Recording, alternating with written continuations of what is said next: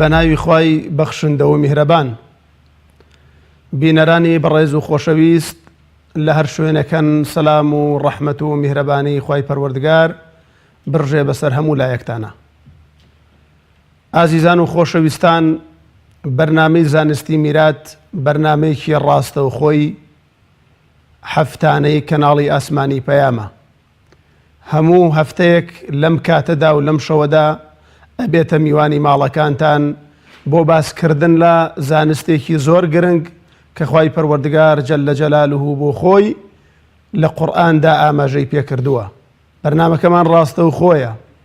ئێوەی بەڕێز و خۆشەویست ئەتوانن بەو ژمارە تەلەفۆنانەی لەسەر شاشە پیشانتان ئەدرێت عەرزەکرێت پەیوەندی بە بەرنامەکەوە بکەن. ئێمەش بە پێی توانە لە خزمەتتاندا ئەبین، پرسیارەکانتان ئاراستەی مامۆستای ئازیزەکەین. بە ناوی خۆم و بە ناوی ئێوەی بەڕێز و خۆشەویستەوە چەند بارە بە خێراتنی جەنابی مامۆستا دلێرگەرمیانەیەکەین بۆ بەرنامەکە. یاخوا بەخێربێ مامۆستای بەڕێز و خۆشەویست. مامۆستای عزیز، دیارە لە بەرنامەی ڕابردوودا باسی ئەو پیاوانەمان کرد کە میرات ئەبن لە ئەگەر ئافرەتێک وەفات بکە، و یاخود باسی ئەو ئافرەتانەمان کرد کە میرات ئەبن ئەگەر پیاوێک وەفات بکات یاخود ئافرەتێک وەفات بکات. پرسیارێک کە پەیوەندی بە بەرنامەی ڕابردووەوە هەیە پێم خۆش بوو ئەرزی جەنابتی کەم بۆی بەڕێزان و خۆشەویستان گوێبیستی بەرنامەکەمانە بن لێ حاڵی بن. ئەویش ئەوەیە کاتێک کە پیاوێک وەفات ئەکات هەموو میراتگرە ئافرەتەکان مەوجودن لە ژیاندان، یاخود کاتێک ئافرەتێک وەفات ئەکات هەموو میراتگرە پیاوەکان مەوجودن لە ژیاندا، هەر دە پیاوەکە مەوجودن یاخود هەر حەوت ئافرەتەکە مەوجودن، یاخود پیاوێک ئەمرێ یان ئافرەتێک ئەمرێ هەر 25 پیا و ئافرەتەکە مەوجودن. لەم حاڵەتەدا ئێمە چۆن ئەم میراتە دابەشکین؟ خوارت ڕازی و مامۆستاگیان، الحمد لله الصلاة والسلام على خير خلق الله محمد وعلى آله ومن والاه، أما بعد. خوای گەورە پاداشت داتۆ بەڕاستی ئەم پیاچوونەوە و دووبارەکردنەوە بەڕاستی وەکو زانایان العلم حرف والتکرار ألفون گرنگە. دووەمیش ئاسانی ئەکا بۆ ئەو برایانەی کە احتیمالە بەرنامە پێشویان نەبێت طالبێکی علم کە شتەکە لە لای بەهۆی دووبارەکردنەوە ئینشاڵڵا ببێ بە مەلەکە. ئەم پرسیارێک کە جەنابەت کردت ئەتوانم بڵێم کۆی بەرنامەکانی پێشوشی تیا کۆ بێتەوە. خوای گەورە پاداش خێرت داتۆ. جا بەرنامەکەش بە جەناب تۆ جوانە، چونکە خۆت الحەمدولله لە بابەتەکە مامۆسایی خوا خێرت بنووسە یا ڕەبی. ئێمە کە لە بەرنامەی پێشووە باسمان کرد وتمان ئەوانەی کە میراتگرن الوارثون من الرجال کە یا من يرث من الذكور کەو تعبیریان لەبەرەوەی ذکور ئەو کاتە عامە مناڵی بێشکەشی تیاجێ ئەبێتۆ تاوەکو پیاوی گەورەش.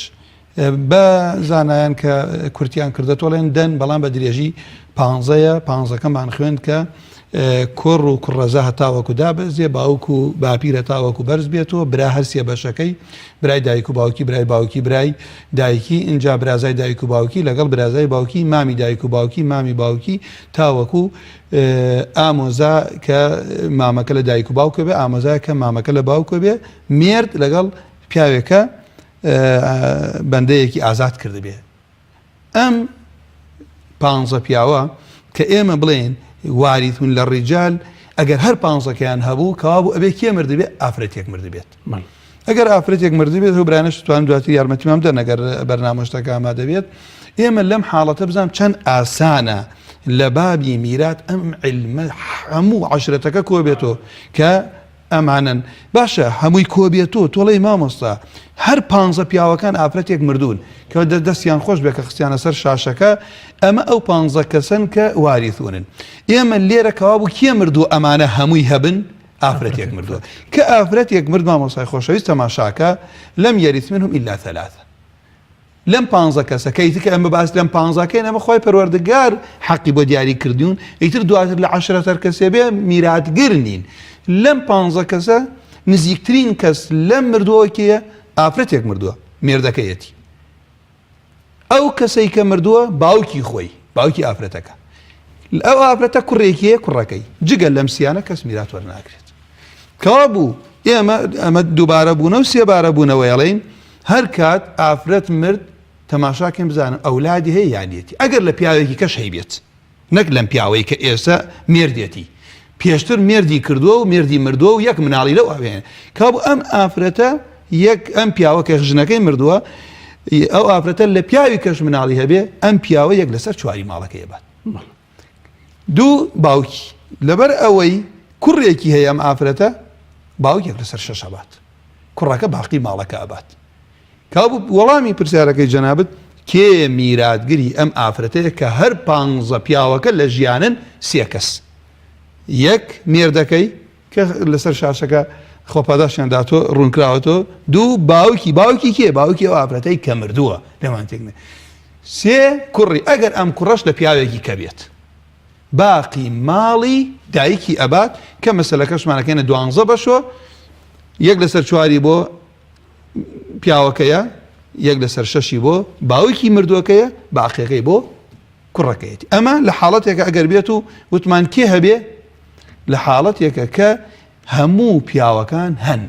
حاڵەتی دووەم وەڵامی پرسیارەکەتەوە تانێکە مامۆسای بەڕێز وڵا پرسیارێکم بۆ دروست بوو لەوە چێ ئەو بەڕێزانی کە ئێستا ئەمان بینن ئەو پرسیاران لا دروست بوو بە هەمان شێوە جەنابەت ئاماژەت پێ کرد بەڵام پێم خۆشە بەڕوونتر ئاماژەی پێ بکەی کاتێک ئافرەتێک وەفاتەکات ئەو نمونەی کە جەنابەت باست کرد ئەم ئافرەتە کاتێک کە منداڵی هەبێت لە مێردێکی تری بە هەمان شێوە ئەم مێردەی ئێستەی کە منداڵەکانی لەم نییە حەقەکە لە نیسفەوە ئەبێتە یەک لەسەر چوار ئێمە بۆ ئێمە مناڵەکەی ئەو پیاوەی کێ وەفاتی کردووە ئەڵێن ماتەتی امرأة عن زەوج کێ لە ژیانەیە کێ لە مناڵی ئەم ئەگەر کوڕ بوو یا کچ بوو بۆ مێردەکەی دەور نبینە بەس بۆ باوک دەورەبینی ئەو کاتە کەوا ئەم ئافرەتە مردووە منەڵێ مناڵی هەیە ئیتر حەقمان نییە لەم پیاوە پێش 20 ساڵ مێردێکی کردووە و یەک ڕۆژ لای بۆ قەدەری خواوا بۆ خوای گەورە کوڕێکی پێداوە و دوایەوە پیاوە فاتی کرد دوای ماوەیەک مێردی کردوەوە ئەم لەم پیاوەیش مناڵی نییە هەر میراتێم پیاوە کەمەکە کاریگەری هەیە لەسەر چی بۆ لەبەرەوەی کوڕی ئەم ژنەیە کوڕی ئەم ژنە تأثیر ئەکات ئەمە پێ ئەوتە دواتری خوێنین حەجبی نوقسان لەوەی کە ئەم پیاوە نیوەی ماڵی ئەم ژنە بەرێت کوڕەکەی ئەبێتە چی وای لێ کرد یەک لەسەر چواری ماڵەکە بەرێت ئەگەر 4 ملیۆن بواە پێشتر نیوەی ئەبردەگەرم کوڕە نەبووایە ئێستا چەنی ئەبات بوو بە یەک لەسەر چوار 1 ملیۆنی ئەبات پێشتر دوی ئەبرد ئەمە لە حاڵەتێکە خۆپەداش داتەوە پرسیارە ضرور بوو چونکە احتیمالە کەسانی هەن حسابی ئێسە بکەن بڵێن کاکە ئەم ئافرەتەوە مردۆ هیچ مناڵی لەم پیاوە نییە نیوەی ماڵەکەی دێ بۆ ئەو نمونە بۆ پیاوی شەروایە بارەکەڵڵا ێستا نەفس نمونەیە کابوو ئێمە بێرین سەرەوە ئەی باشە لە ئافرەتانە ئێمە چەند ئافرەتمانەیە میراتگرە لە شەرعە دەمان هەیە یان کورتیان کردوتۆ لە حەوت ئەمدا یەکەم شت پیاوێک مردووە ئەم پیاوە کە مردووە کچی هەیە کوڕەزایە کە کچ بێت دەستیان خۆش بێ خۆپاداشیان داتەوە ئەمە دوو دایکی لە ژیانە داپیری کە دایکی باوکی یان دایکی ئەمە پێنجیان خوشکی دایک و باوکی خوشکی باوکی خوشکی دایکی لەگەڵ ژنی ئەم پیاوە زەوجە لەگەڵ معتیقە ئەم دە ئەگەر هەردەکەیان پیاوێک مردووە ئەم دە ئافرەتەی لێ بەجێماوە باس لە پیاو ناکەین پیاو نەماوە خزمی ئەمە بەس ئەم ئافرەتانە ماون ئەمانە مامۆسای بەڕێزم تەماشاکە 5 لەم ئافرەتانە میراتگر لەوێ 3 بوو لێرە 5 ئەمەش زۆر جوانە خوارد ڕازی بێ لەوێ کوڕی کوڕەکە وەری نەک لە بەرەوەی کوڕەکە هەبوو لێرە دائیمەن ئەڵێم بزانە میرات چەند ئاسان ئەگەر وردە و دەیسان بیخوێنە بەرەو علاقە بە ژیانی ڕۆژانەوە هەیە پیاوێک مردووە وایە هەموو ئەم ئافرەتانە لە ژیانن یەکەم خێزانی میراتگرە لێی ئەمە یەک دوو دایکی 3 کچەکەی کەوا بوو کە کچ هەبوو دایک یەک لەسەر 6 هەبات کوڕ یان کچ هەبوو دایک یەک لەسەر 6 ماڵەبات ئەو مردووە کوڕی هەبوو یان کچ فەرقی نییە کەوا بوو ئەم کچە ئێستا یەک کچێمە باسەکەین ئەڵێن یەک دوای ئەوە ئەمام کچە یەک لەسەر 6 ماڵی برد تەکمیلەی 2 لەسەر 3 بۆ کچی کوڕەکەیە بنت الابن کەوا بوو لێرە چی ڕوویدا کچەکە یەک لەسەر 2 برد نصفی ماڵە باچ و کەگەر دوان بن کچی کوڕەکە نایبەتەوە حەجبێکە نەماوە کەوا بوو ئێستا کچی کوڕەکەش یەک لەسەر 6 با لێرە ئەمە بۆ تکرار ئەیڵێم هەر کاتێک کچی مردوو لەگەڵ خوشکی مردووە کۆ بێتەوە خوشکەکە ئەبێتە عەسەبە مع الغەیر ڕاتە ئاستی براوە کابوو ئەم ماڵەکەینە 24 بەشوە یەک لەسەر هەشتی بۆ خێزانی مردووەکەیە سێکات بارەکە الله دایکی مردووەکە یەک لەسەر 6 بات کچی مردووەکە نیوەی ماڵەکە بات ئەمەش لە بەرنامەکانی پێشتریشە باسمان کردووە کە لە فەلسەفەی میرات لە ئیسلامە ناڕوانیەتە ئەمە ئافرەتە ئەمە پیاوە ئێستا لێرە ئەمە بۆنە ئافرەتمان یەک لەسەر 8 بردووە دایکی مردوومان یەک لەسەر 6 بردووە کچی مردوومانە احتیمالە لە بێشکە بێ نیوەی ماڵی بردووە بۆ هەندێک لە ئەهلی عیلم ئەوە شەرحەکەنەڵێن لە میراتە تەماشا کرد بزانم کێ لە مردووە نزیکە دوو کێ زیاتر لە ژیانە پێویستی بە پارە هەیە زۆربەی پارە دراوەتە ئەوانە بەڵام ئەگەر لە یەک ئاستا بن و مەسئولیت کەوتە سەر شانی یەکێکیان لەبەرەوەی مەسئولیەتی قورسرە پارە زیاتر دێتە ئەو کەوا بوو بەڵام ئێمە لێرە پرسیارەکە جەنابتەوە تانێ پیاوێک مردە و 15 نەوع میراتگری لە ئافرەت ماوەتەوە ئەم دەنەوە چەندێکیانەی بن لە پیاوەکەەوە ژنەکەی نزیکە لێوە پاشان دایکی پاشان کچەکە لە عایلەکە دەرناچێ اینجا کچی کوڕی کە یەک لەسەر 6 بە اینجا دێتە خوشکی دایک و باوکیە بە عەسەبە ماڵەکەمان کرد بە 24 بەشۆ 3 بۆ ژنەکەیە 4 بۆ دایکە 12 بۆ کچەکەیە 12 بۆ کچەکەی 4 بۆ کچی کوڕەکەیەتی یەکی ئەمێنێتەوە بۆ خوشکە دایک و باوکێکە کەوا بوو لێرە نێر لەم میثالە نییە هەمووی چیە ئونثایە کە هەموو ئینثایەکێک 12 بردووە کە کچی مردووە خوشکەکە یەکی بردووە کەوا بوو فەلسەفەکەمان لێرەوە نییە بڵێم وەڵا فەرق لە بینی ژن و پیاوە خوای گەورەش بە عەدل تەوزیعی کردووە ماوە تۆ سەر پرسیاری سیهەمت مامۆسای خۆشەویستم ئەی ئەگەر بێت و 25 کەسەکە لە ژیانە بوون یعنی من پرسیارە خۆپاداشت داتوە یان بەڕاستی زۆر باش بوو ئیتر لەمە قورسرمانیە لەمە زیاتر نییە لە میراثە کەوتم 25 بوو لەوی وتمە گەر میراتگەرەکان هەمووی ئافرەتن ئیشارەتم بەچی کوتم پیاوێک مردووە دە میراتگری لە ئافرەتایە چەندێکیان بردی 5 ئافرەتێک مردووە 15 کەس لە خزمەکانی هەر 15 میراتگرەکەیە باوکی لە ژیانە بابای لە ژیانە کوڕی لە ژیانە کوڕی برای دایک و باوکی برای باوکی هەمووی لەوێ 3 کەس بردی باوک و کوڕی مردووەکە لەگەڵ کێیە مێردەکەی ئەی ئەگەر هەر 15کەیان هەر 25کەیان لە ژیانە بوون هەر 25یان لە ژیانە بوون تۆ یەکسەر ئەڵێ وەڵا با بیرێکی لێ بکەێنم زانە میرات قورسە دایک و باوکی ئەیبن کوڕ و کچەکەی ئەیبن یا مێردەکە مردووە ژنەکە ئێبا یا ژنەکە مردە پیاوەکەی بات هەر بوو لە عائیلەکە دەرناچێت چەند نزیکن 5 بەڵام ئەوەی ئەتیا بە دووشیەوە حەلەکرێ ئەگەر پیاو بمرێت ئافرەتەکە یەک لە سەرشتە باش نمونەکەمە بێتە 24 ئەگەر ژنەکە بمرێت پیاوەکە یەک لەسەر 4 لەبەرەوەی ئەولادەیە لەبەرەوەی مناڵەیە لە 12 حەلەکرێت ئەوەی 12کە ڕوا بۆ 36 تەصحیحەکرێت ئەوەی 24کە ڕوا بۆ 72 بەڵام ئێمە با هەم زیاد ڕوونیکەینەوە ئافرەتێک مردووە 24 میراتگری هەیە لە پیاوان و لە ژنان کاوتم ئافرەتێ مردووە دەن مێردەکەی لە ژیانە ژن و پیا و مەگەر کوفر یان قەتل مەنعیکانەی بایتر شتیکەنیا ئەیبات کەوابوو ئەم ئافرەتە مرد مێردەکەی ئەیبات ئەم ئافرەتە دایک و باوکیشەیە چکە دایکی لە ئافرەتەکانە باوکی لە پیاوان ئەمە دوو کوڕ و کچیشی هەیە کەوابوو نمونونەکەی چییە ئەڵێن ئایا مناڵ هەیە بەڵێ ئەمە لێرە مراجعەیە دواتر دەجارەی خوێنین هەر ئافرەتێک بمرێ مناڵیان نەبوو مێردەکەی نیوەی ماڵەکەی بات ئێستا هەر کەسێ بینەری ئێمەیە تەماشاکە لە بینی خۆیانە بڵێ وڵای ئەمە مناڵمانەیە ئیدەن خوا لە خێرە تەمەنیان درێژکات بەڵاگەر ئافرەتەکە مرد دەڵێ مناڵمانەیە کوڕ و کچ بەڵێ پیاوەکە چەنی ئەم ماڵابەت یەک لەسەر 4 ئێ باشە دایک و باوکیان لە ژیانە کوڕیان هەیە باوک یەک لەسەر 6 دایک یەک لەسەر 6 کوڕ و کچیشیان هەیە للذەکەری مثل حەظ الأنثەیین کەوابوو یەک لەسەر 4 و یەک لەسەر 6 نمونەکەم لە 12 حەل کرد ئەی باشە ئەگەر ئەمە کێ بوو ئافرەتەکە مردوو پیاوەکە لێ ئەگەر بێت و پیاوەکە بمرێ ژنەکە دائەنین ئەوکان وەکو خۆیەتی دایک و باوک کوڕ و کچ ئەگەر ئافرەتێک مێردەکەی بمرێ ئافرەت چەندی ماڵەبە یەک لەسەر 8 لەبەرەوەی کوڕم هەیە باوک یەک لەسەر 6 هەر کوڕێک وەفاتی کرد باوکی لە ژیان بوو ئەم مناڵە ژنی هێنا بوو کوڕێکیە بوو باوکێ بێتە صاحب فەرد یەک لەسەر 6 بات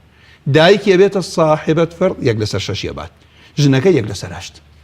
ئەی کوڕ و کچەکە للذەکەری مثل حەظ الأنثەیین هەر نمونەیەکیش ئەمە ئاسانکاریە هەر نمونەیە یەک لەسەر 8 و یەک لەسەر 6 تیا بوو من علمی میراث یەک دەرزم خوێندوێ زام لە 24 جوانە ئەبێ باڵەکە بکەمە 24 بەشەوە. ئەمە مامۆساگیان ئەو بەشە بوو کە وەڵامی ئەو پرسیارە ئەگەر نەفسی سەریعیش بێ داوا لێ بردن. دەست خۆش مامۆسای بەڕخوازدا باتەوە ڕاستی زۆر بە جوانی ڕوونت کردەوە. پێم خۆشە پرسیارێکی تر ئەویش جۆرەکانی میراتە. ئێمە ئیسلام کاتێک کە دابشکردنی میراتی داناوە بە چەند جۆر خەڵک میرات ئەبات یاخود بە چەند جۆر میرات دابش ئەکەین لە ئیسلامدا و لە قورئاندا کە باسکراوە چەند جۆر میراتمان هەیە. خواڵت ڕازی مامۆساگیان. ئێمە هەروەکو لە نظمی ڕەحەبی هاتووتمان ئەبوو عەبدوڵڵا فەرمێت واعلم بأن الإرث نوعان هما فرض وتعصيب على ما قسم. إذن ليرة دير يكما بيوتن ميرات أبيت دو بشيكي فرض بشيكي تعصيب. فالفرض في نص الكتاب 6 لا فرض في الإرث سواها البتة. كابو ميراث بدو بشا مقابل يكن هندي كسب فرض أيضا هندي كسب تعصيب أيضا. أي فرض ما وصاق فرض شاشة. بارك الله. أجا بيناسيكي وشي فرض مان بوبكي لي داو بيناسيكي عصبة. خوالت رأي. بيشوي بشي نسر أو أم شخصاني بفرض أيضا. خوالت عصبة. كابو إيما فرض أما معناه كيتي فرض لزباني عربي عم أندازة مفروضة مقدرة نصيب مقدر شرعا. أقرأ نصيب مقدر شرعا. نصيب بشيكه إيه تقدير كراو ياك لسر دو ياك لسر شوال ياك لسر شش لكو أما دياري كراو اجتهادا فتوى عالم يكا نخير خواي پروردگار شرعا لا يزيد إلا بالرد أو دواتر إن شاء الله لباب الرد أي خوانين أمن من زيادك لم نصيبه نعند جار بار أمانيته أقريته بو أمان ولا ينقص إلا بالعول هندي جار كما كان لشي كما كان لو كتو أما جرينجي أم قصة ليرا برايك لخويوه ميراث حل نكات تلفونك يبوب كان كسبوه شو كابراك الله ولا فلان كاس نيوي مالي كبير جاروا تو نيوي أديتيه أي أجر نمونك مي حل نكي أو بياول دم مليون بينجا والرد ويصير كبينجا كي ناكل بكاملي بهوي عولو عوليش بريتيه لويكا إما أصلي مسألة زيادة كين بلام حصي وارثك كمكات كابوي باشا بيناسي فرض شيء وثمان يتدو باشا فرض نصيب مقدر شرعا لا يزيد إلا بالرد ولا ينقص إلا بالعول تيك راي زانايان إجماعي لسرد دواي أوي كصاحب فرض خوي أبات باقي مال أقريته بو أهلي عصبة أي عصبة شيء عصبة شيء أي أم قصش بلقان شيء يغمر عزيز صلى الله عليه وسلم لفرمدي الصحيح من بخاري روايتك الحق الفرائض بأهلها فما بقي فلأولى رجل ذكر صاحب فرض لهر من يبيع لصاحب فرض دس بيكم صاحب فرض بهشكي دا أنيم أي ما أوتو بارك ما أوتو بيدم بكي أي دم بنزيك ترين كسي أمبياوا لن يرينا عصبة خوا بداش داتو عصبة كي لزباني عربي عصبهم قرابة الرجل لأبيه أو أنا خزمي ما يسأروي لغة قرابة الرجل لأبيه خزمي بياو لا سري باوكيوا بو بياو تراوى عصبة لأنهم عصبوا به أي أحاطوا به لكاتي شر دوري عن داوى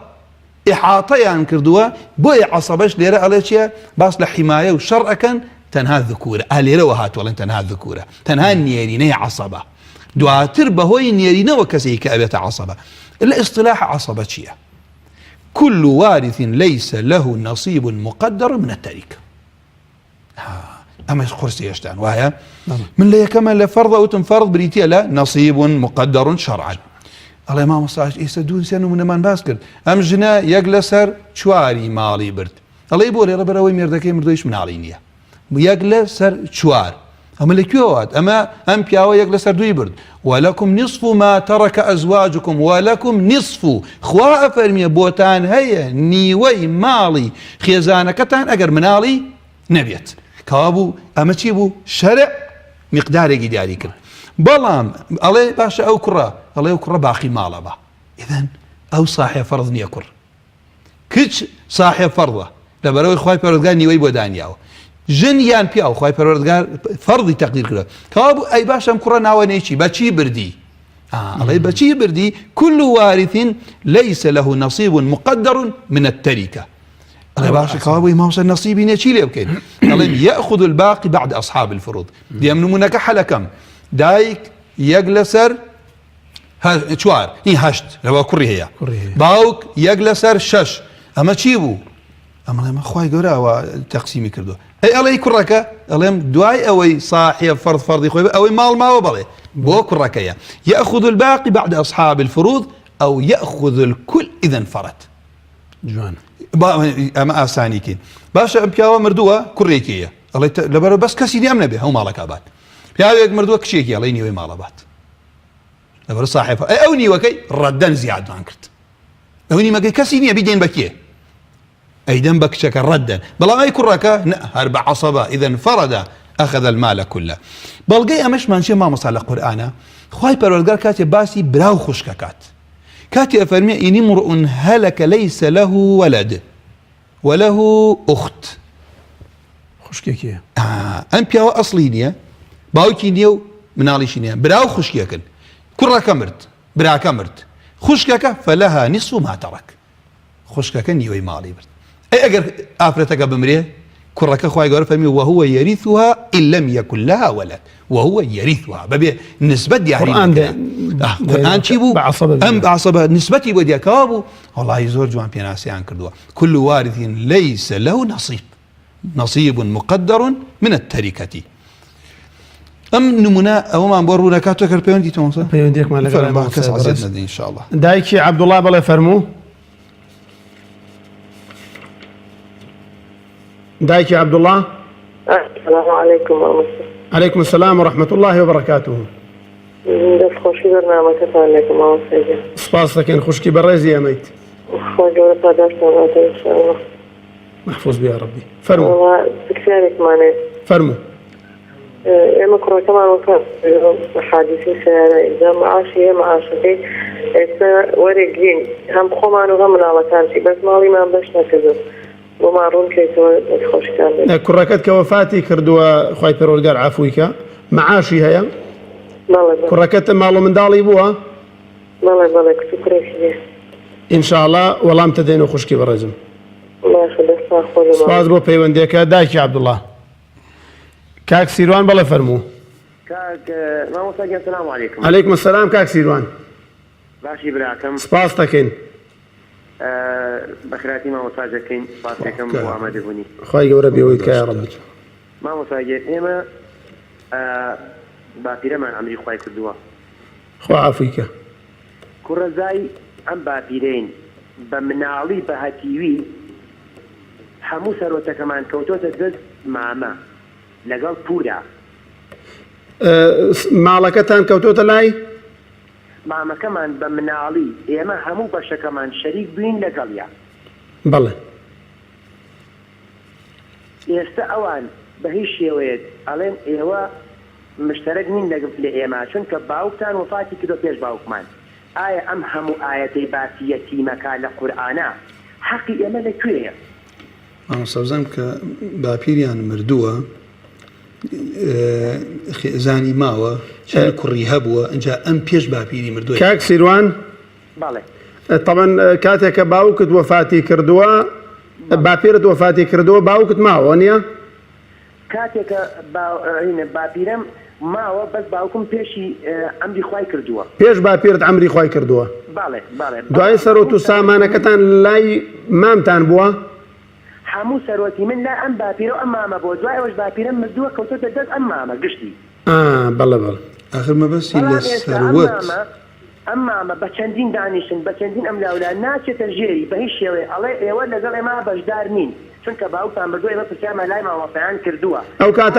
ئەو کاتە میراتەکان بەش کردووە؟ بە هیچ شێوەیە مامۆستاجان بە هیچ شێوەیەک.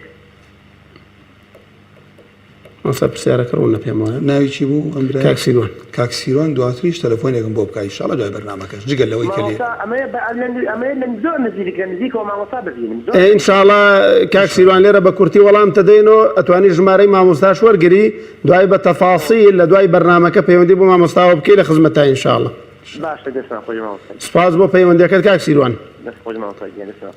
کاک ڕاعەت بەڵێ فەرموو. السلام عليكم. عليكم السلام برای عزیزم. باشە مامۆستای بەڕێز. یاخوا بێوەی بیت. فەرموو. مامۆستا پرسیارێکمانە بۆ زێت نەبی. فەرموو. ئەوە ئەمە بابرێن باب مۆفاتی کردیە خانێکی هەبوو بەدوێتش بەڵێ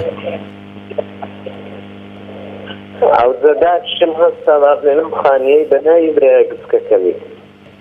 بەڵێ چەند کەسن ئەمە بابرێن بەو شتەی ڕازی نەبووین بەس کوبرێ بەچ غەز بالحەیەکی بەناومان کرد بەناوی برایەکەمان نەکرد بەناوی داکمان کرد بەناوی کێتان کرد کاک ڕەعەت خانۆکە بەناوی براکەتەوە نییە بەناوی داکمان کرد داتشم هەستا تەحویلی نەمیبیستە بەڵێ بەڵێ کە باوکت وەفاتی کردووە ئێوە لە ماڵەوە بێجگە لە دایکتان چەند براو خوشک بوون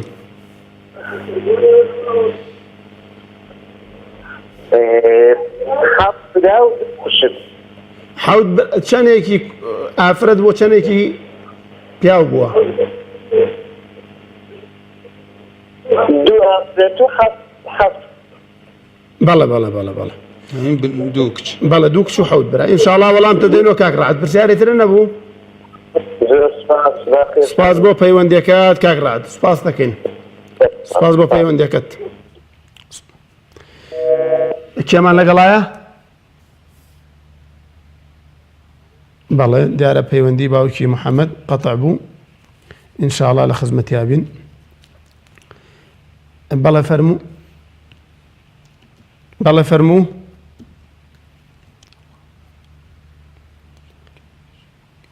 کاک مەحموود کاک ئەحمەد بەڵێ فەرموو کاک ئەحمەدیان فەرموو مامۆستاگیان ئەم کاتتان باش هەموو کاتت باش کاک ئەحمەد زۆر سپاس مامۆستاگیان وەڵام من پرسیارێکم هەیە بێ زەحمەت فەرموو ئێمە خانەیەکمان لە واڵکمانەوە بۆ ژێماوە بەڵێ ئەنجا ڕاستێکی مەجموعەیە بەشەکان یەکسان نییە ئێستا کشی تیایە بۆ نمونە سێ بەشی هەیە کوڕی تایە بەشێکی هەیە یعنی بەشەکان یەکسان نییە ئێستا ئەمە لە ناو خوشکوبراکانی شاپێمان تونوەرن بەشەکان یەکسانکەنەوە بەڵام ئامادەییان تیان نییە ئایا چی ڕێگەیەک بگرینە بەرباشە ڕوون نییە چۆن کچ سێیە پارەی خۆی کاک ئەحمەد ئەگەر پرسیارەکە دووبارە بکەیتەوە تۆزێ ڕوونتر سپاس دەکەین مامۆستاگیان خانەیەکمان لە باوکمانەوە بۆ جێماوە بەڵێ ئەم خانووە تەڵعاان کە دوای مردنی باوکمان ئەبێ بە سەهم ئەبێ بە وەرەسە بەڵێ بێ بە وەرەسە ئەم سەحمانە ڕێگنی سەحمەکان مەسەلەن هیوایە 600 سەحمی هەیە هیوای کچە 600 هەیە کوڕی سێسە هەیە لەبەرەوەی ئەوسا وەختی خۆی کە ننکم و پورم وان تەنازولیان بۆ کردوون کردوانە بەناوی ئەوانەوە نیان کردەوە بەناوی ئێمەوە بەشەکان ڕێگنین ڕێک کاک باوکی کاک ئەحمەد جان ئێمە باسی ئەوە ناکەین بە ناوی کێوەیە شەرع حساب بۆ ئەوە ناکەمە بە ناوی کێوەیە بە ناوی کێوە نییە کاتێک کە خانوویەکتان بۆ ماوەتەوە لە باوکتان دایکتان مابوو دایکمان ماوە بەڵێ چەند بران سێ برا و دوو خوشکی سێ برا و دوو خوشک دایک و باوکی بزان ماوەیانە باوکتان کە وەفاتی کردووە دایک و باوکی مابوون نەخێر بەڵام ئەو لەنک و پورم تەنازولیان بۆ کردوین کە خانۆکە کە سەحمەکان بچێتەوە سەر خۆمان بەڵێ بەڵێ بەڵێ بەڵێ یعنی سەحمەکان ئەو سانیان کردوێتەوە بەناوی ئێمە کردوانێتەوە بەناوی خوشکێک و برایەکمەوە بەڵام یەکسان نییە تا ئێمە لە با بڵین لە هەتیوی دەرچوین ئەمانەوە یەکسانی کەینەوە بەڵام ئەوان نایکەن ئەوان بۆچی نایکەن کاک ئەحمەد بۆ نایکەن وەڵی پێمانتون ئەڵێ نایکەین و حرامە خۆینێن جوابی داوەتن لە ئێمە ئێمە بیگرینەوەریا لە ڕووی قانونەوە وەکو زانیاریتان هەبێت ئینشاءڵڵا مامۆستا وەڵامتان نەداتەوە کاک ئەحمەد زۆر سپاس ئازێتمان سپاس دەکەین کاک ئەحمەد سپاس دەکەین کۆتا پەیوەندی کاک سیروان بەڵێ فەرموو ئەلۆ حسێن یاسان فەرموو کاک سیروان کاک حسێن یاسیوان براتم کاک حسێن بەڵێ فەرموو السلام عليكم عليكم السلام ورحمة الله مامۆستاگیان باشی سلام علیکم سپاس دەکەین وەڵای مامۆستاگیان منیش باوکمان چوار برا و خوشکێ بوون ئەلۆ بەڵێ گوێم لێدە چوار برا خوشکێ بوون بەڵێ چوار برا خوشکێ بوون ینی هەموو براکانی کەسیانیان مردوون وەفاتیان کردووە برا و خوشکێ ماونەتەوە بەڵێ لە برا خوشکەکە لە ئەوانەی کە باوکیان پێ باوام وەفاتی کردووە بەسەر دەستیان گرتووە بەسەر خانوویەکە ئەڵێن بە حکمی تەسەڕوف دەڵێ ئێمە لە قانونا کردویانە بەی خۆیان ئەڵێ هی ئەمەیە بە شەرع نازانم لە ڕووی شەرعەوە چۆنە ئێستا کاک حسێن گیان یعنی بە شەرع ڕازی نین ئەوان. کاک حسێن بەڵێ بەڵێ با چەند پرسیارێکت لێ بکەم جارێ سەرەتا باپیرت مردووەوە نییە؟ بەڵێ باپیرم نا ئەوەڵ جار باپیرم مابوو سێ برایان وەفاتی کردووە لە پێشتر یعنی ئەم سێ کوڕە پێش باپیرت وەفاتیان کردووە؟ بەڵێ بەڵێ سێ برای پێش باپیرم وەفاتیان کردووە. باوکی تۆ لەوانەیە کە پێش باپیرت وەفاتی کردووە؟ باوکی من ماوە لەگەڵ پورێکما بەس مناڵی براکانی پێ کە یعنی بڵێن وەفاتی کردووە ئێستا بە حکمی ئەوە ئەڵێ من تەسەڕوفم کردووە باوکی گوتی باتیایە بن تا مناڵم گەورە بن ئیسە لە قانونا کردویانە بەی خۆیان خانووەکە. مەبەستم کاک حسێن گیان بۆی حاڵی بین باوکی جەنابەت پێش باپیرت وەفاتی کردویان دوای باپیر؟ نا باوکم دوای باپیرم باوکم و پورێکم ماون. بەڵێ باوکت دوای باپیر مناڵی براکانی پێشوو ئێستا دەستیان گرتووە بەسەر خانووەکە ئەڵێ ئەمە چەند ساڵە تایە ئەو شتانە یعنی ئێستا ئەوان بەشی ئێمە نادەن کە ئێمە باوکم دوای باپیرم وەفاتی کردووە. نەنکت مابوو کاتێکە نەخێر نەنکیشت نەمابوو یعنی هەردووکیان مردوون باوکت لە ژیان دابووە؟ باوکم و پورێکم مابوون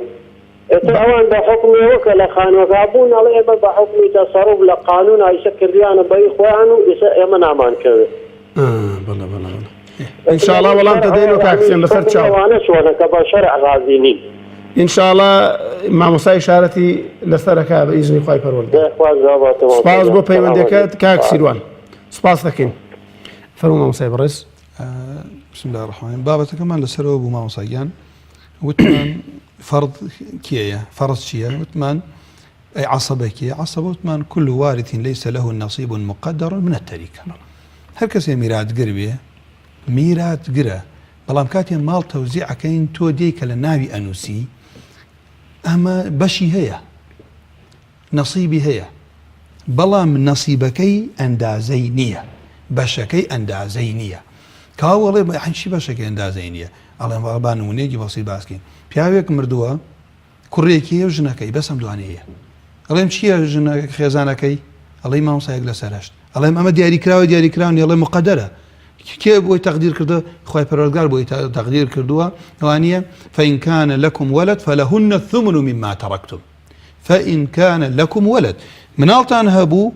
خێزانەکانتان لەهن الثمن یەک لەسەر هەشت کەوا بوو ئەمە یەک لەسەر هەشت ئەی باشە کوڕی ئەم مردووە باقیەکەی ئەبا حوتی ئەبات ئەم پیاوە 8 ملیۆن دیناری هەیە دوای قەرزی دوای وەسیەت جێبەجێکردنی هەشتی ماوەتەوە ئەم ژنەی 1 ملیۆنی ئەبا ئەی کوڕەکەی حوتی برد ئێ باشە کوڕەکە چی بوو چۆن بردی ئەڵێ مامۆستا ئەمە بە عەسەبە بردی ئەڵێن عەسەبە چییە ئەڵێ عەسەبە ئەو کەسانن کە لە شەرعە ماڵ ئەبەن بەبێ ئەوەی نەسیبیان بۆ دیاری کرابێت دوای ئەوەی صاحب فەرد حەقی خۆی بات فما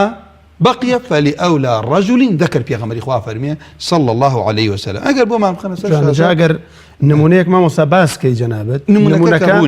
روني كاتو هم باسي فرزي تابع وهم بشي عصبشي تابع بوي والله دست خوش بما هم لا إلي حاليبين أم نمونك أقل بو ما مخنسة شاشة أسان كاريا كان خواليان رازي بيت أويش أوتاني كما مصطا آفرتيك مردوه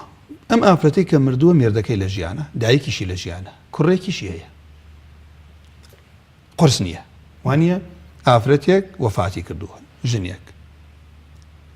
ئەم ژنە میردەکەی لە ژیانە دایکی ئەم ژنش لە ژیانە کوڕێکیشیەیە سێ ئێمە کە دێین ئەڵێن باشە من ئەمە بە قەسە دووبارەیەکەمە تا ثابتی برایەک ئێستا خوشکێک ئەم بەرنامە قرس بوو لەسەری بەرنامەیە کە دووبارەیەکەمە ئافرەت بمرێ ئەم ژنە مناڵی هەبوو میردەکە یەک لەسەر چواری ماڵەبات باشە تۆڵی مامۆسا یەک لەسەر چوار ئەڵێم چییە ئەندازە نییە تەقدیر کراوە یانە نەسیبە یان نەسیب بەڵێ کابوو لەکوێ بۆ یەک لەسەر چوارە بە قورئانە فەرمێت ولكم نصف مما ئاەتەکەی کە ئەفەرمێ ولكم نصف مما ترك أزواجكم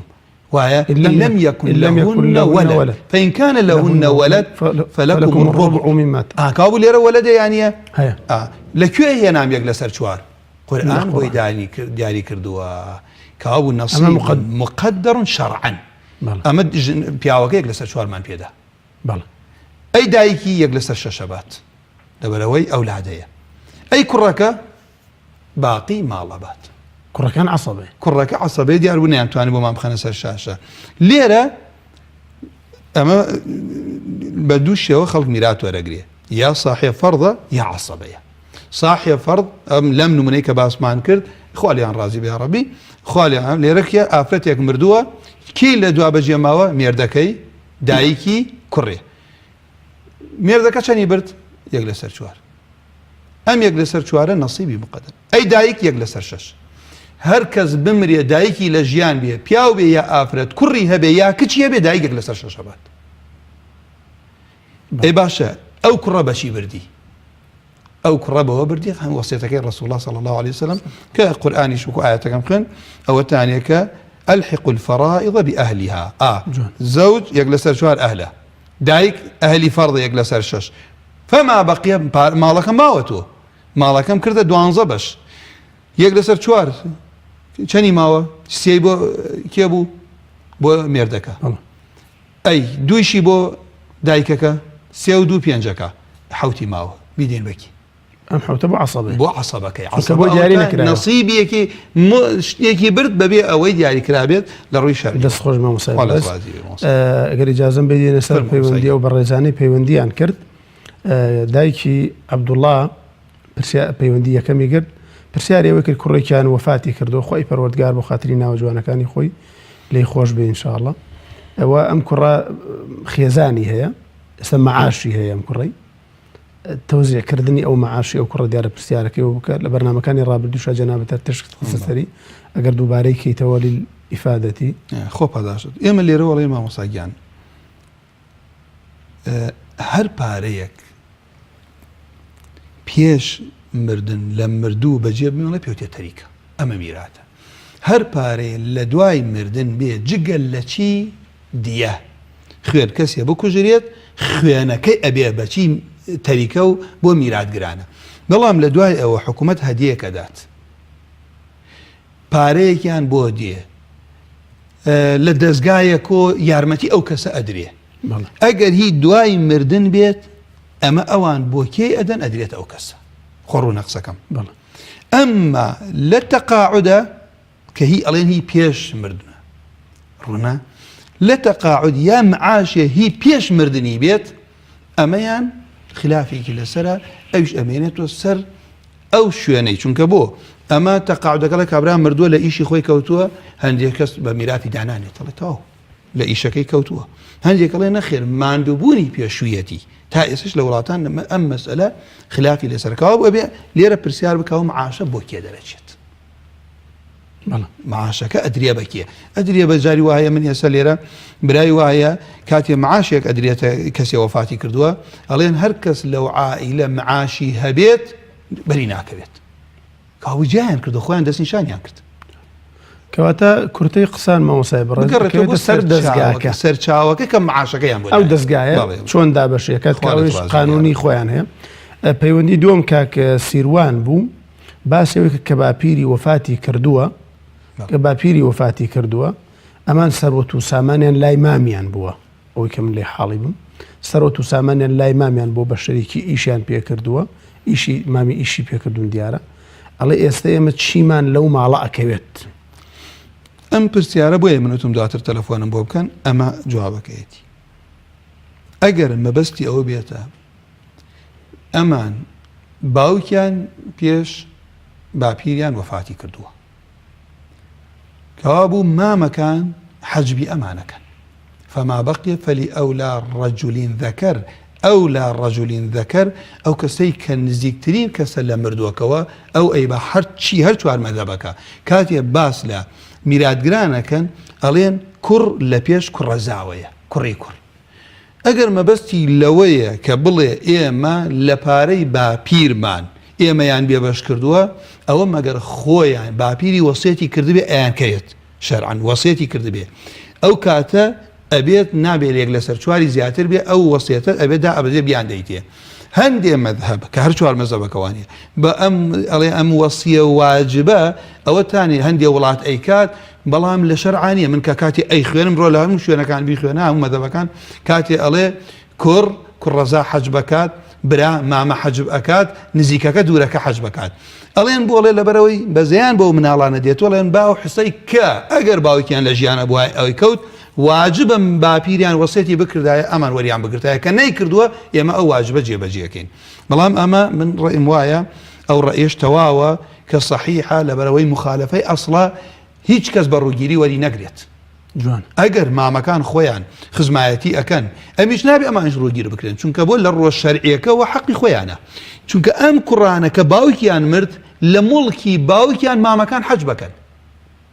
وەکو بەرامەکانی کەوتم 40 ساڵان برانە پێکۆ بوون پێکۆ کەسابەتیان کردووە ژن ئەهێنێت ئەم ژنە حامیلە بێ ئەو برا ئەمرێ مناڵەکەشتا ناتۆتە دنیاوە هاتە دنیاوە بوو کوڕ بوو ئەو بەو مناڵە بچووکێنیان بە باوکیان چەند دەوڵەمەند بێت نایەڵێ هیچ لە مامەکانی دینارێ بەرێ بۆ ئەمەیان بۆ خەڵکەکە وانە تەسلیمش کە باپیریش مر کوڕەکەی خۆیمەکات خواڵێت ڕازی بێت کوڕی باپیرەکە کوڕەکانی برازەکان حەج بگەن بەڵام ئەگەر پرسیارەکەی ئەوە بێ ئەو تعبیرەی جەنابەت دوتت ئەمە پارەی خۆیان بووە ئەمان مناڵ بووە لە کەسابەتە لە لای مامیان بووە مامیان ئیشی پێکردووە ئێستا ئەڵێ ئێمە ناتان دەینێ ئەوە زوڵمێکە وە زوڵمیش لە نزیک دووجار تاوانە و هەر گۆشتێکیش بە حرام پێ بگا پێغەمبەری خوا فەرمی صلی الله عليه وسلم كل لحم نبت من سحت فالنار أولى به ئەو حرامێکە ئینسان لە دۆستی نزیک ئەبێ زیاتر خزمەتی برازای خۆی بکات و دەوری باوکی ببینێت و ئاسوودەی کات نەک ئێستا شتی داگیرکات جوانە بارەکەڵاویک مامۆسای بەڕێز کاک ڕەعەد پرسیاری ئەوەی کردکە باوکی وەفاتی کردووە خانوویان هەبووە دایکی ئەم خانووی کردوتە ناو یەکێک لە براکانیەوە دیارە پیاوە کە وەفاتی کردووە حەوت کوڕی لە دوای خۆی بەجێ هێڵاوە لەگەڵ دوو کچدا بەڵام من پرسیارێکی تر لەگەڵ پرسیاری کاک ڕەعەدا تێکەڵەکە مامۆسای بەڕێز ئەویش ئەوەیە کاتێک کە مردوویەک ئەمرێت بەپێی مەحکەمە خانۆکەیان ئەکەنە ناو کوڕێکەوە ئەو بەناوەکردنە وا لەو کوڕاکە ئەو خانۆ نەداتە میراتگرەکانی تر ئەنی ئەبێتە مڵکی خۆی ئەوەی مەحکەمە ئێمە کە زۆر جار ئەو کێشە هەیە مامۆستا بەڕێز ئەڵێ من دوکانە بە ناوی خۆمەوەیە و خانووە بە ناوی خۆمەوەیە و نایدەمە کەس باوکێک جاری وا هەیە لەبەر هەر کێشەیەکە بێت یەکێ لە مناڵەکانی هەڵە بژێرە خانوویەکە کاتە ناویە ئەمە هەمویان تێ ئەگەن ئەمە نەیداوەتە ئەو دواتر ئەمە نابێ بکە بە حوجە ئەو مڵکە بەرێت ئەمە یەک دوو ئەگەر فەرەضەن بیشی داتی زوڵمێکی کردووە باوک نابێت جیاوازی لە بینی مناڵەکانی بکات ئەگەر پێش مردنی وتی ئەوە من حەزەکەم هەموو مناڵەکانم ماڵەکەم تەوزیع کەمە سەریان ئەنجا کچیش ئەو کاتە بێ کوڕی بداتێ ئەبێ بە عەدل تەوزیع کاچووکە میرات نییە چونکە کەس نازانێت کێ پێشکی ئەمرێ بۆیە بەڕاستی ڕێی ئەو زانانە تا ئەو قاضیانەی کە چونکە پێغەمبەری خوا صلی الله عليه وسلم کاتێ سەعدات بۆ لای وتی ئەمە شتێک بدەمە ئەم کوڕە وتی مناڵی کەتێ وتی بڵێ ئەم شایەتێ نادەم ئەمە جەورە ئەمە زوڵمە ئایا بۆ هەموو مناڵەکانت ئاوای کەوا بوو لێرە نابێ باوک مناڵەکانی کەی بێبەشکات یا ئەگەر مناڵی خانوویەکی باوکی کراوەتە ناوێ براکانی کەی بێبەشکات دوای ئەوەشە بێ قاضی تەوزیعی کات بۆ کوڕ دووجاری کچ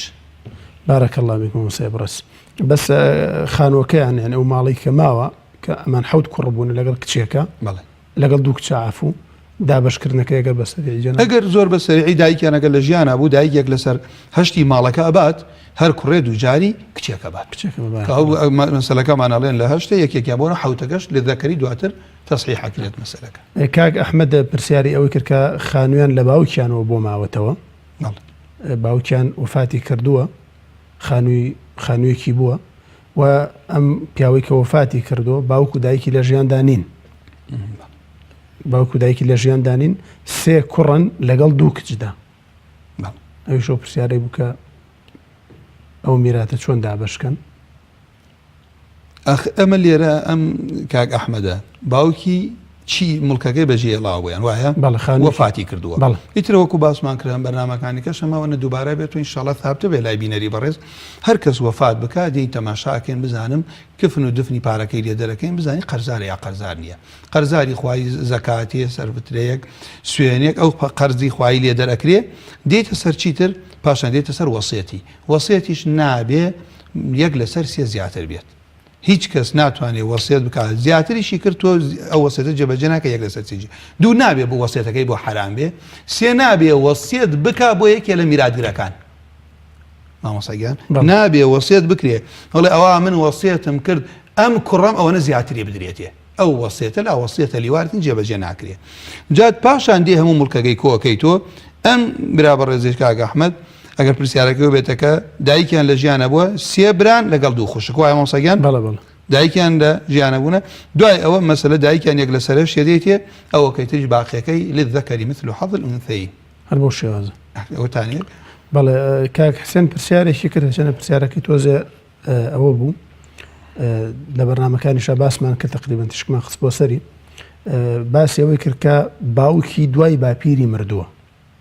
باوکی دوای باپیری مردووە چوار برابوونە سێ برایان پێش ئەوەی باوکیان بمرێ وەفاتی بەڵێ بارەکەڵڵا بێ وە خوشکێکیشیان نەبووە. باسی تەوزیعی ئەو میراتەی کرد کە لەگەڵ پرسیاری دووەمە بە شێوازێک ئەگرێتەوە کە ئایا باوکی ئەمان لە دوای باپیری وەفاتی کردویان لە پێش باپیری وەفاتی کردو مامەکانی تریان پرسیارەکەی ڕوونە پرسیارەکە ڕوونە. ئەم پرسیارەی کە حوسێن من لێرە تەنها ڕوویدەم ناکەمە کاک حوسێن یان برازاکانی چکە ئەم ئێسا کە ئەکاتە ئامۆزان ئەوانەی کە هینیان کردووە لێرەوە ئەڵێم ئەو یاسانەی کە پێچەوانەیە لەگەڵ دەقەکانە حەقوایە مامۆستایانی ئاینی ئەوقاف ئەندام پەرلەمانانەی کە ملتەزمن بە شەرعۆ داوا بکەن ئەو یاسانە تعدیل بکرێت. بۆ نمونە کچ مام خوشک لە یاسایە مام حەج بکات. مام ئێستا لە یاسا من خوێندومە تۆ یاسای کوردستان ئەگەر کەسێک بمرێ خوشکێکی لە ژیانە بێ و مامێکی ماڵەکەم وێدەنە خوشکەکە مامەکەی چی نادەنێ کە لە شەرع خوشکەکە یەک لەسەر دووە بابە نیوەکەی تری بۆ مامە نیوەی ماڵەکە.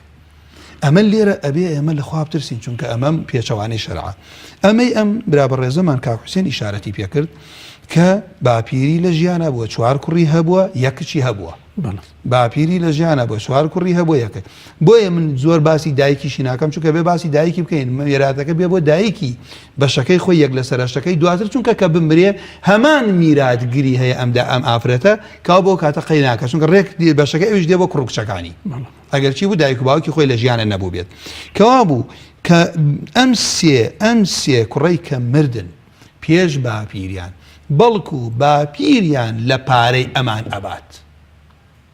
باپیریان لە پارەی مردوەکانە باپیریان لە پارەی کوڕەکان ئەبات بزانم ژنیان هێناوە مناڵیان هەیە یا مناگەر کوڕیان نەبوو یەک لەسەر شەش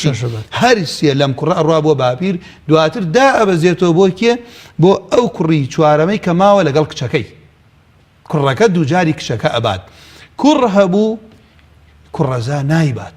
ئەمما ئێستا کەسێک بڵێ کاکە وەڵام من بە قانون ئەم کە ئەو کەسانەی کە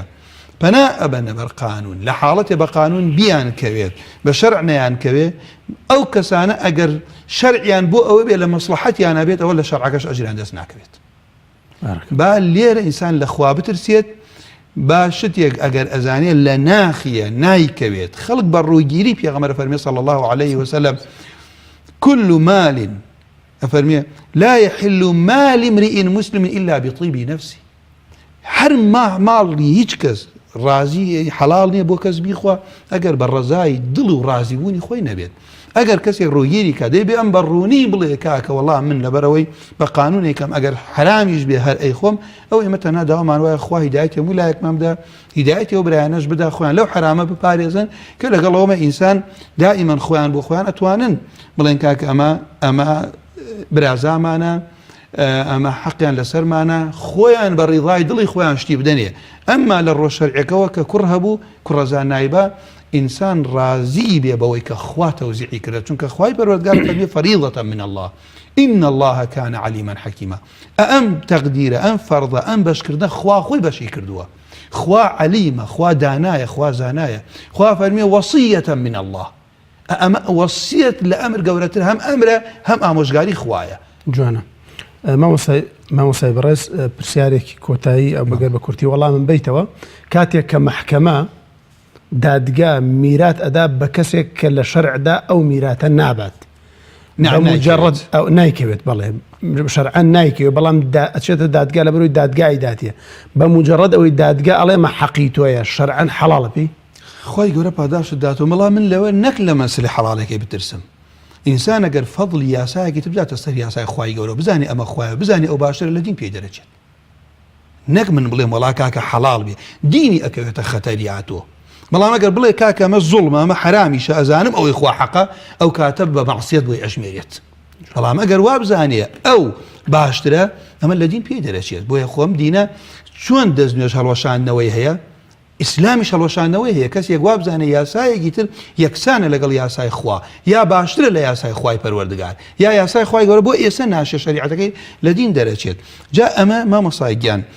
ئەم پرسیارە من ئەم ئیزافەی بۆ کەم بە کورتی نەک ئەوە هەر کەسێک لە بابی تەلاقیشە سەد مامۆستا بە کەسێک بڵێن تەلاقەکەت نەکەوتووە خۆی لە ناخیوە بینی خۆی خوا دیانەتەن ئەزانێ ئاگای لە خۆی بۆ ژنەکەی تەلاقداوە با مامۆستای بڵێ نەکەوتووە